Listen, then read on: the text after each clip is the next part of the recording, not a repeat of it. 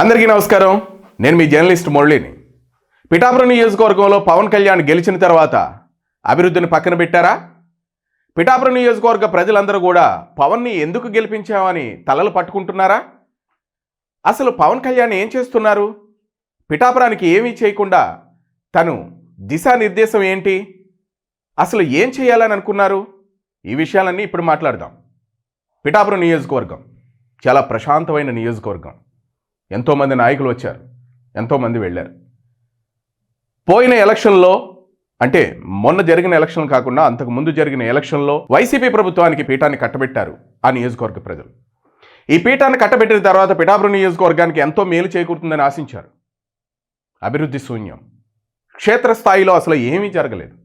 రోడ్లు లేవు, శ్మశానానికి దారులు లేవు, స్కూల్ పిల్లలకి నీళ్లు లేవు, స్కూల్లో సరైన పరికరాలు లేవు. ఎటు చూసి ఏది చెప్పుకున్నా అంతా శూన్యం. ఇటువంటి పిఠాపురం నియోజకవర్గానికి ఎవరైనా ఒక మంచి నాయకుడు వస్తారా? అబ్బే, పాత నాయకుడిని మళ్ళీ తీసుకునేటట్టు కనపడుతున్నారు. లేదు, అంతకుముందు చేసిన నాయకుడిని తీసుకొస్తారు. అబ్బే, లేదు, మన ముద్రగడ పద్మనాభం గారు వస్తున్నారు. ఇట్లాంటి వార్తలన్నీ కూడా వినబడ్డాయి ఈ ఎలక్షన్లకు ముందు. అయితే పిఠాపురం నియోజకవర్గానికి పవన్ కళ్యాణ్ గారు రావడానికి కారణం ఓదూరి నాగేశ్వరరావు గారు, వాళ్ళ అబ్బాయి కిషోర్.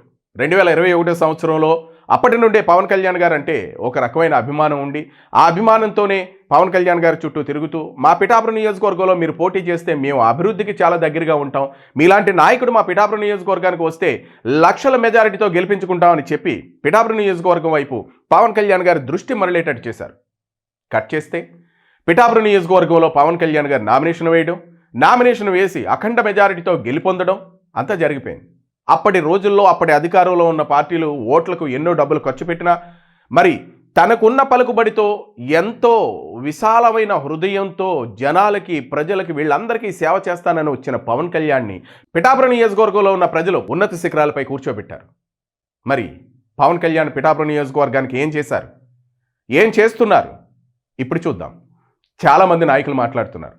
పిఠాపురం నియోజకవర్గానికి పవన్ కళ్యాణ్ గారు ఏం చేశారు? ఓట్లు వేయించుకున్నారు, వెళ్ళిపోయారండి. వెళ్ళిపోయిన తర్వాత అసలు ఏంటి, మొన్న ఒకసారి వచ్చాడంటే మళ్ళీ రాలేదు, ఎలా అయితే ఎలాగా అంటున్నారు. తను ఎమ్మెల్యే అయితే పిఠాపురం నియోజకవర్గానికి ఒక్కదానికి ఎమ్మెల్యే అయ్యి ఉండేవారు. కానీ అతను ఇప్పుడు డిప్యూటీ సీఎం. ఆంధ్రప్రదేశ్లో ఉన్న అన్ని జిల్లాలకు తను డిప్యూటీ సీఎం. ఒక్క పిఠాపురం నియోజకవర్గమే కాదు, మిగిలిన నియోజకవర్గాలన్నీ చూసుకోవాల్సిన బాధ్యత ఉంది. పిఠాపురం నియోజకవర్గంలోనే ఉండే పవన్ కళ్యాణ్, ఆ నియోజకవర్గం నుంచి పోటీ చేసి గెలుపొందిన పవన్ కళ్యాణ్ పిఠాపురం నియోజకవర్గంలో ఉండే ఎమ్మెల్యే అయితే ఆ నియోజకవర్గానికి ఉండునో, చేసునో, చెయ్యకపోనో ఏదో జరుగునో. కానీ పవన్ కళ్యాణ్ అనే వ్యక్తి ఒక సుదీర్ఘమైన గమ్యంతో పిఠాపురం నియోజకవర్గానికి రావడం జరిగింది. పిఠాపురం నియోజకవర్గం ఒకటే కాదు, ఇప్పటికి నేను 1,000 సార్లు పలుకుంటాను పిఠాపురం. కానీ ఇప్పటికి పిఠాపురం ఎంత అభివృద్ధి చెందిందో చూద్దాం. పిఠాపురం సమగ్రాభివృద్ధి కోసం పవన్ కళ్యాణ్ గారు ఏరియా డెవలప్మెంట్ అథారిటీని ఏర్పాటు చేశారు. ఆ ఏర్పాటుకు నిర్ణయం తీసేసుకోవడం కూడా జరిగింది. అసలు ఒక ఏరియాకి డెవలప్మెంట్ అథారిటీ చేయడం అంటే ఎంత కష్టమైన పని తెలుసా? అంత కష్టమైన పనిని సుదీర్ఘంగా ఈ పిఠాపురాన్ని డెవలప్ చేయడం కోసం, దాన్ని ప్రజాక్షేత్రంలో అద్భుతమైన విజయాలు అందివ్వడం కోసం మరి పాడాను ఏర్పాటు చేశారు. డెవలప్మెంట్ అథారిటీని ఏర్పాటు చేశారు. ఇది ఒక్కటి చాలు పిఠాపురం నియోజకవర్గం ఎంత డెవలప్ అవుతుందో చెప్పడానికి. ఇది సామాన్యమైన విషయం కాదు. ఇట్లాంటి నాయకుడు ఉండబట్టే అటువంటి డెసిషన్స్, అటువంటి నిర్ణయాలు ఉంటాయి. పిఠాపురం ఏరియాలో డెవలప్మెంట్ అథారిటీ ఏర్పాటుకు నిర్ణయం సాధారణమైన విషయం కాదు. రెండవది, పిఠాపురం నియోజకవర్గ ప్రజల అవసరాన్ని గుర్తించి ప్రస్తుతం ఉన్న 30 పడకల ఆసుపత్రిని 100 పడకల ఆసుపత్రిగా అభివృద్ధి చేసేందుకు ప్రభుత్వం చర్యలు చేపట్టేసింది. అందుకు అవసరమైన సిబ్బంది, మౌలిక సదుపాయాల కోసం 39.75 కోట్ల రూపాయలు అవసరమైన వ్యయానికి ఆమోదం కూడా తెలపడం జరిగింది. సాధారణమైన విషయం కాదు. 30 పడకలు 100 పడకల హాస్పిటల్గా మార్చడం అంటే ఇప్పటి వరకు ఉన్న ఏ ప్రభుత్వం చేసింది, ఇప్పటి వరకు ఉన్న ఏ నాయకులు చేశారు? ఎంతోమంది పిఠాపురం నియోజకవర్గానికి ఎమ్మెల్యేలు వచ్చారు, పోయారు. ఎవరు చేశారు? నెక్స్ట్ మరొక డెవలప్మెంట్ గురించి మనం మాట్లాడదాం. సామాన్యులకు అందుబాటులో ఉండేలా శ్రీవారి ఆశీస్సులతో తక్కువ ఖర్చుతో పెళ్లిళ్లు జరిపించేందుకు వీలుగా 2 కోట్ల అంచనా వ్యయంతో టీటీడీ కళ్యాణ మండపం మంజూరు చేసేందుకు ఏర్పాట్లు చేశారు. మంజూరు అయింది. నిజంగా ఎక్కడ పడితే అక్కడ కళ్యాణ మండపాలు ఉన్నాయి. ఒక కళ్యాణ మండపం ఒక పెళ్లిలో తీసుకోవాలంటే సీజన్ బట్టి లక్షలు ఉంటుంది, వేలు ఉంటుంది. ఇట్లాంటి రూపాయలు వెచ్చించి పెళ్ళిళ్ళు చేసుకోలేని సామాన్యమైన ప్రజలు ఇట్లాంటి దేవుడికి సంబంధించినటువంటి టీటీడీ కళ్యాణ మండపం లాంటివి ఉంటే ఎంతో ఆనందంతో ఆ దేవుడి పాదాల చెంత పెళ్లిళ్ళు జరుగుతున్నాయనే ఆనందంతో మరింత ఉత్సాహంతో చేసుకుంటారు. మరి పవన్ కళ్యాణ్ గారు టీటీడీ కళ్యాణ మండపాన్ని ఏర్పాటు చేసేందుకు నిర్ణయం తీసుకున్నారు. పనులు జరుగుతున్నాయి. తరువాత గొల్లప్రోలు మండలంలో త్రాగునీటి సమస్య చాలా ఎక్కువ ఉంటుంది. అసలు గొల్లప్రోలు మండల కేంద్రం అది. అలాంటి గొల్లప్రోలులో 1వ వార్డులో సూరంపేట అని ఉంటుంది. అక్కడ మంచినీళ్ళు ఉండవండి. తాగడానికి అక్కడ ప్రజలకు మంచినీళ్ళు ఉండవు. వాళ్ళు సుదూరంగా ఎక్కడికో వెళ్ళిపోయి అక్కడ ఒక బావి ఉంటుంది. ఆ బావిలో నీళ్లు తోడుకుని వాటిని తెచ్చుకుంటూ ఉంటారు. అంతకుముందు ఎంతోమంది నాయకులు మారారు, వచ్చారు, వెళ్ళారు. వంగా గీత గారు వచ్చారు, పెండెం దొరబాబు గారు వచ్చారు, అంతకుముందు ఎమ్మెల్యేలు వచ్చారు. ప్రతి ఒక్కరికి మేము చెప్పుకున్నా సరే మా త్రాగునీటి సమస్య తీర్చలేదు అన్న గొళ్ళు మన సందర్భాలు ఉన్నాయి. ఆ త్రాగునీటి సమస్య తీర్చడానికి మరి పైప్ లైన్ కోసం, మోటార్ల మరామత్తు కోసం 72 లక్షల రూపాయలు విలువైన పనులు చేపట్టి త్రాగునీటి సమస్య పరిష్కారం దిశగా అడుగులు వేశారు. ఇక విద్యార్థులకు చదువుతో పాటుగా క్రీడల్లో ఆసక్తి పెంచేందుకు నియోజకవర్గంలో 32 పాఠశాలలకు 2 చొప్పున 25,000 రూపాయలు విలువ చేసే క్రీడా సామాగ్రి కిట్లను 16 లక్షల రూపాయలు సిఎస్ఆర్ నిధులతో అందించడం జరిగింది. ఇక ప్రజలకు నాణ్యమైన వైద్య సేవలు అందించేలా కమ్యూనిటీ హెల్త్ సెంటర్కు సిబ్బంది కొరత తీర్చేందుకు ఒక civil assistant surgeon, medical officer, 3 staff నర్సులు, 1 జనరల్ డ్యూటీ అటెండర్ను నియమించడం జరిగింది. అలాగే ఎక్స్రే యూనిట్ సమస్య తీర్చేలా నూతన ఎక్స్రే యూనిట్ని ఏర్పాటు చేశారు. మరి పిఠాపురం ఆర్ఆర్బిహెచ్ఆర్ కళాశాల త్రాగునీటి సమస్యను గుర్తించి విద్యార్థులకు ఆర్ఓ ప్లాంట్ మరమ్మతులు చేయించి తాగునీటి సౌకర్యాన్ని పునరుద్ధరించడం జరిగింది. తరువాత ఎన్నో ఏళ్లుగా పెద్ద సమస్యగా మారిన గొల్లపురంలో డంపింగ్ యార్డ్ సమస్యను పరిష్కరించేందుకు శాశ్వత పరిష్కారంగా డంపింగ్ యార్డ్ ఏర్పాటు చేసేలా చర్యలు మొదలుపెట్టారు. తాత్కాలికంగా 1.5 ఎకరాల పరిధిలో అంటే 1.5 ఎకరం పరిధిలో ఉన్న డంపింగ్ యార్డును 0.25 ఎకరాలకు కుదించి చుట్టుపక్కల ప్రాంతాలను శుభ్రపరచడం జరిగింది. అంతేకాదు దీని ద్వారా ఎన్నో ఏళ్లుగా మోసుకుపోయిన ప్రభుత్వ వైద్యశాలకు వెళ్లే దారి కానివ్వండి, శ్మశాన వాటికకు వెళ్లే దారి కానివ్వండి, ఇవన్నీ కూడా తెరుచుకున్నాయి. గొల్లప్రోలు పిహెచ్సికి వెళ్లే దారి అధ్వాన్నంగా ఉంది. వర్షాకాలంలో వెళ్లేందుకు రోగులు ఎంతో ఇబ్బంది పడేవారు. అటువంటి విషయం కూడా తెలుసుకుని 4 లక్షల రూపాయల వ్యయంతో సీసీ రోడ్డు నిర్మాణం వేయడం జరిగింది.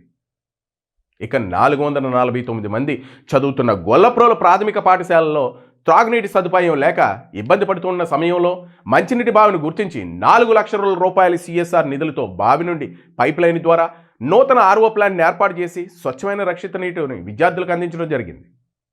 ఇక గొల్లప్రోలులో ఎంబీయూపీ పాఠశాలలో కనీస వసతులు లేక పక్కన ఉన్న కళాశాల రూమ్లో కూర్చొని చదువుతున్న విద్యార్థుల విషయం తెలుసుకుని 1.75 లక్షల సిఎస్ఆర్ నిధులతో పెండింగ్ పనులను పూర్తి చేసి విద్యార్థుల సమస్యను తీర్చారు. ఇక చేబ్రోల్లో 70 మంది విద్యార్థినులు ఉంటున్న సాంఘిక సంక్షేమ బాలికల వసతి గృహంలో గత 20 ఏళ్లుగా త్రాగునీటి సదుపాయం లేక ఇబ్బంది పడుతున్న విషయం తెలిసి 2 లక్షల సిఎస్ఆర్ నిధులతో ఆర్ఓ ప్లాంట్ని ఏర్పాటు చేసి రక్షిత మంచినీటి సదుపాయాన్ని నిర్మించారు. ఇక గొల్లప్రోలు మహిళా కళాశాలలో కంప్యూటర్లు పాడైపోతే 1,10,000 రూపాయలు సిఎస్ఆర్ నిధులతో కంప్యూటర్లు వాళ్ళకి అందించారు. శిక్షణ జరిగేలాగా వాళ్ళ చర్యలు తీసుకున్నారు.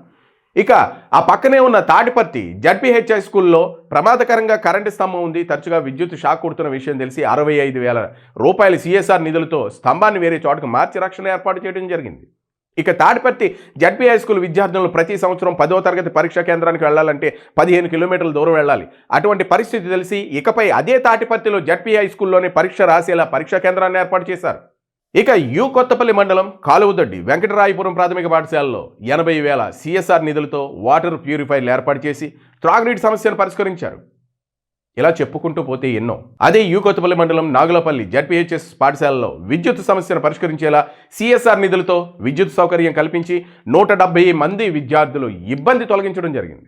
ఇలా చెప్పుకుంటూ పోతే ఎన్నో. అంటే ఇప్పటి వరకు ఇటువంటి డెవలప్మెంట్ అనేది పిఠాపురం నియోజకవర్గంలో ఏ గ్రామం చూడలేదు, ఎవరూ చూడలేదు. ఎవరో వస్తారు ఏదో చేస్తారు అని మోసపోకుమా అంటే అలా మోసపోతూనే ఉన్నారు. నాయకులు వచ్చారు, ఓట్లేశారు, గెలిపించారు.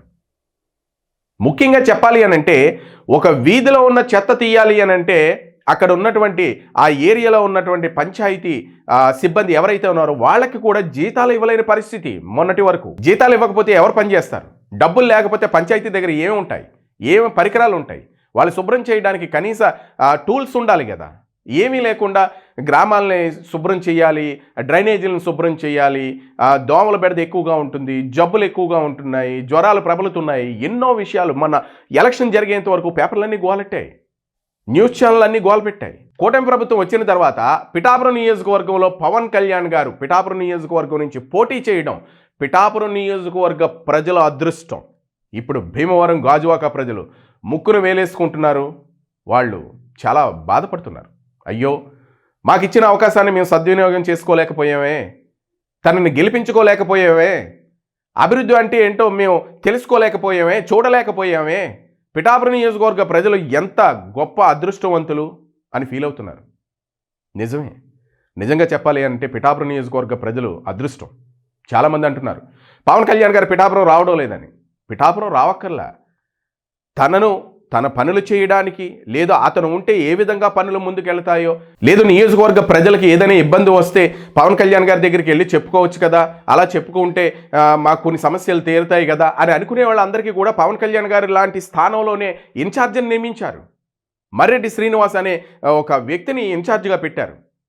అతను అందరినీ కలుపుకుంటూ వెళుతూ ప్రతి ఒక్కరికి అందుబాటులో ఉంటూ ఎవరికి ఏది కావాల్సిన పవన్ కళ్యాణ్ గారు ఉంటే ఎంత అభివృద్ధి జరుగుతుందో తను కూడా అంతే అభివృద్ధి చేసుకుంటూ వెళుతున్నారు.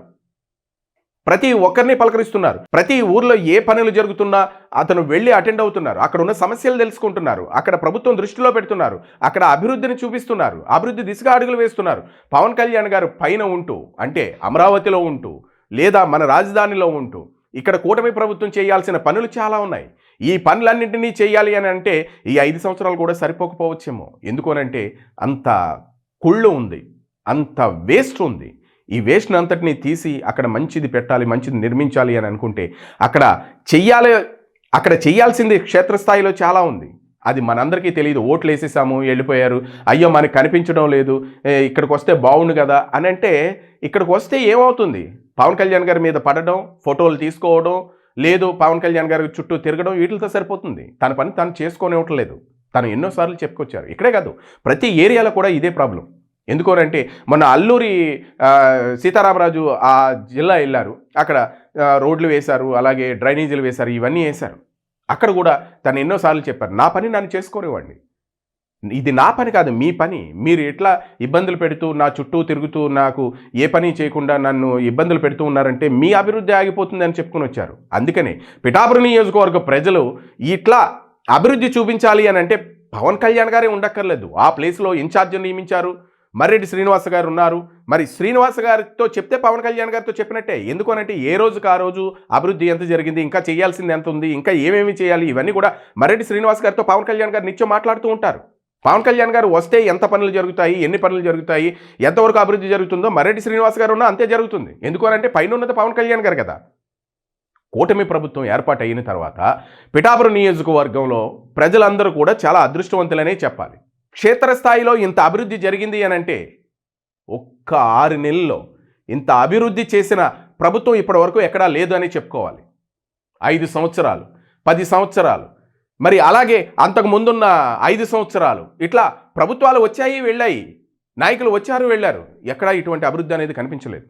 మీరు ఒకటి గుర్తుపెట్టుకోండి, ఒక స్కూల్లో వాటర్ ప్యూరిఫైర్, అట్లాగే ఒక స్కూల్లో మంచినీటి సదుపాయం లేకపోతే అక్కడ ఉన్నటువంటి లోకల్ నాయకులు చేయాల్సిన పని, కానీ అది పవన్ కళ్యాణ్ గారి దృష్టిలో పడేలా చేయడం, వెంటనే పనులు చేసేలా చర్యలు తీసుకోవడం, ఇవన్నీ కూడా చూస్తూ ఉంటే ఇంతకంటే అభివృద్ధికి తార్కాణాలు ఉంది. పవన్ కళ్యాణ్ గారు ఇక్కడ ఉండి చేయాలా? మనకి అభివృద్ధి కావాలా, పవన్ కళ్యాణ్ గారు కావాలా? మన పవన్ కళ్యాణ్ గారు కావాలి అని అనుకుంటే అభివృద్ధి జరిగిన తర్వాత మనం ఫోటోలు తీసుకోవచ్చు, లేదా అభివృద్ధి జరిగిన తర్వాత పవన్ కళ్యాణ్ గారితో తిరగచ్చు. ముందు మన క్షేత్రస్థాయిలో అభివృద్ధి జరగాలి. పవన్ కళ్యాణ్ గారు ఉండాలి అని అనుకుంటే అభివృద్ధి జరగదు. ఎందుకు అని అంటే తన పనులు తను చేసుకునేవారు. లోకల్ నాయకుల దగ్గర నుండి బడా నాయకుల వరకు ప్రతి ఒక్కరూ కలుస్తూనే ఉంటారు. కానీ ఈ క్షేత్రస్థాయిలో తనకి బదులుగా ఒక ఇన్ఛార్జిని నియమించడం, మర్రెడ్డి శ్రీనివాస్ అనే వ్యక్తి ఉండడం, ఆ వ్యక్తి ద్వారా పనులు చేయించడం పిఠాపురం నియోజకవర్గ ప్రజల అదృష్టం అని చెప్పాలి. ఇంకా అప్పుడే అయిందా? ఆవగింజలో పావు సగం అవల 6 నెలలు మాత్రమే అయింది. 5 నెలల తర్వాత పిఠాపురం నియోజకవర్గం రూపురేఖలు మారిపోతాయి. రూపురేఖలు మారిపోయే దిశగా పవన్ కళ్యాణ్ గారు అడుగులు వేస్తున్నారు.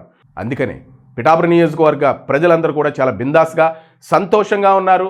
అభివృద్ధి అనేది ఏ విధంగా పరుగులు పెట్టిస్తున్నారో, ఏ విధంగా ఉందో ప్రతి ఒక్క ఊరిలోనూ చూస్తున్నారు. ప్రతి ఒక్క ఊరు మీరు వెళ్ళి చూడొచ్చు. రోడ్లు బాగుపడ్డాయి, డ్రైనేజీలు బాగుపడ్డాయి, అలాగే పంచాయతీలో ఉన్న వాళ్ళకి జీతాలు అందుతున్నాయి. అంతా అభివృద్ధి ఒకటి ఒకటి జరుగుతుంది. అంతా ఒకసారి జరిగిపోవాలంటే జరిగిపోదు. వచ్చి 6 నెలలు మాత్రమే అయింది. ఇంకా భవిష్యత్తు అనేది బంగారు భవిష్యత్తు కనపడుతూనే ఉంటుంది. చాలామంది ప్రశ్నిస్తూ ఉన్నారు, పవన్ కళ్యాణ్ రాలేదు, ఇక్కడికి వచ్చి ఓట్లు వేయించుకుని వెళ్ళిపోయాడు, పవన్ కళ్యాణ్ రావక్కర్లేదు, వడ్డించేవాడు మనవాడైతే మనం ఎక్కడ కూర్చున్నా కడుపు నిండా భోజనం అందుతుంది. మరి ఈ విషయం నియోజకవర్గ ప్రజలందరూ కూడా తెలుసుకున్నారు. అలాగే పవన్ కళ్యాణ్ గారు వెంటే నడుస్తాము, భవిష్యత్తులో కూడా పవన్ కళ్యాణ్ సీఎం చేసేంత వరకు మా ప్రయత్నం ఇలాగే కొనసాగుతుంది అని చెప్తున్నారు.